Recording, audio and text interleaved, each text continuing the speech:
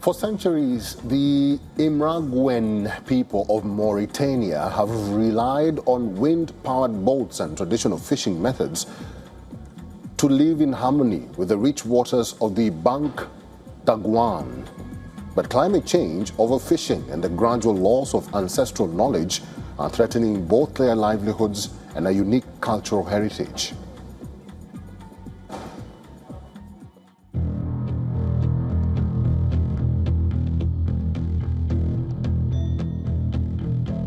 Since he was old enough to climb into a boat, Samata Mahmoud has been fishing the vast, dune-lined waters of Mauritania's Imraguen Bay, living a centuries-old lifestyle threatened by climate change and overfishing.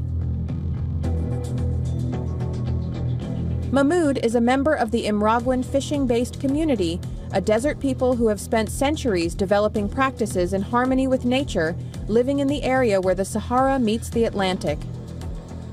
At the first light of dawn, the village of Iwik stirs to life, white sails unfurling across the bay's calm waters.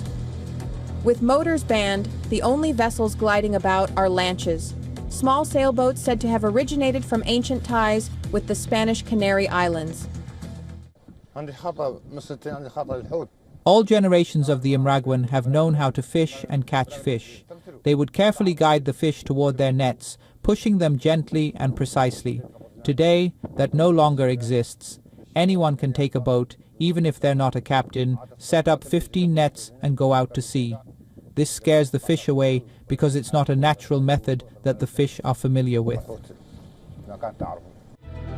Imraguen National Park, which was designated a UNESCO World Heritage Site in 1989 and is located on Mauritania's northern coast, is home to some 4,000 Imraguen people, the only population permitted to live within the reserve. The area attracts an abundance of migratory birds, marine mammals, and diverse fish species, nourished by cold, nutrient-rich deep-water upwellings and abundant seagrass beds.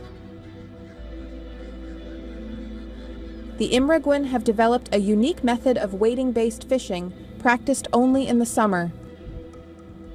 Fishing activity within the park is strictly regulated, but the combined effects of climate change and overfishing outside the zone pose a direct threat.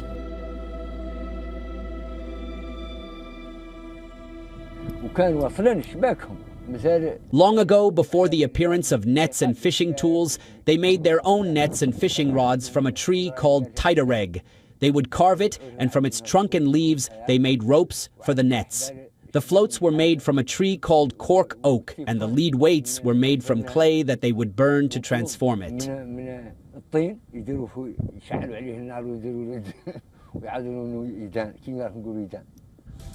Mohammed Ahmed Jayed, a researcher at the Mauritanian Institute of Oceanographic and Fisheries Research, described a disruption in the Imraguen ecosystem from warming waters to acidification and changes in upwelling patterns.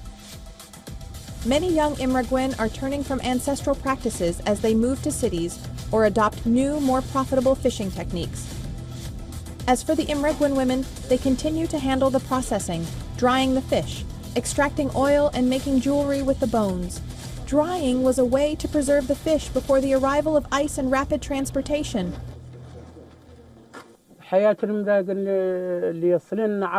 The Imraguen life we once knew no longer exists. Even if it still exists, what remains is something basic, because they have nothing. There's no fish, and there's no funding either. The Imraguen have developed a unique method of wading-based fishing, practiced only in the summer. At low tide, two fishermen stretch a long, slender net, measuring dozens of meters across a mudflat, while a third uses a pole to strike the water, driving fish into the trap. Africa Bureau, WION, World is One.